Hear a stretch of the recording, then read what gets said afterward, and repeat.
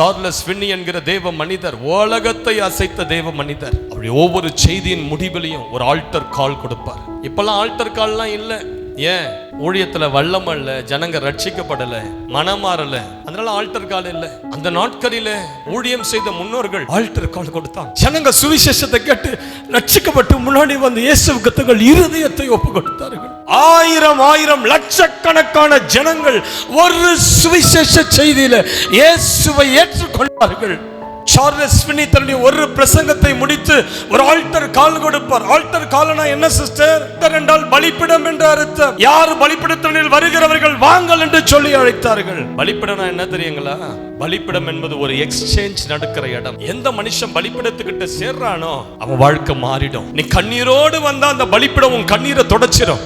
நீ வேதனையோடு வந்தா உன் வேதனையை பலிப்பிடம் மாற்றிடும்.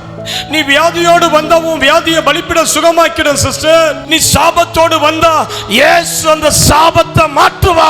அதுதாங்க பலிப்பிடம். உனக்காக எனக்காக கல்வாரி சிலுவையில தேவன் ஒரு பலிப்பிடத்தை எழுப்பினார். சிலுவையும் ஒரு பலிப்பிடம் தாங்க. தெரியுமா உங்களுக்கு? உன்னை மீட்டு எடுக்க வானத்தையும் பூமியையும் படைத்த ஆண்டவர் கல்வாரி மலையில ஒரு பலிப்பிடத்தை கட்டி எழுப்பி மிருகத்தை பலியிடல, தமது சொந்த குமாரனையே அந்த பலிப்பிட பலியாக கொடுத்தார். அதனால தான் அந்த கல்வாரி சிலுவையை தேடி வருகிற எந்த மனுஷனும் பிழைக்கிறான், எந்த மனுஷனையும் ஆசீர்வதிக்கப்படுகிறான். இன்னைக்கு வா, கிட்ட வந்துரு. திரும்ப அந்த விட்ட ஜெபத்தெல்லாம் இன்றிலிருந்து செய்ய ஆரம்பி. ஆண்டவர் இன்றைக்கு இழந்த ஜெபாவியெல்லாம் திரும்ப கொடுப்பார், இழந்த கிருபையெல்லாம் திரும்ப கொடுப்பார். எந்த இடத்துல வாசல்கள் அடைக்கப்பட்டு நிற்கிறாயோ அதே இடத்துல ஊழிய வாசல்களை கர்த்தர் திறப்பார். யோசுவா சொன்னார், நீங்க எத்தனை பேர் இந்த தெய்வத்தை ஆராதிக்க போறீங்கன்னு தெரியல, ஆனால் நானும் என் வீட்டாரும் கர்த்தர் ஒருவரையே சேவிப்போம்.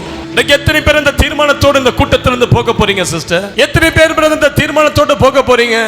மற்றவங்க எப்படியோ எனக்கு தெரியல, ஆனா நான் ஒரு தீர்மானத்தை எடுக்கிறேன். என் மனைவி பிள்ளைகளோட ஒரு தீர்மானத்தை எடுக்கிறேன்.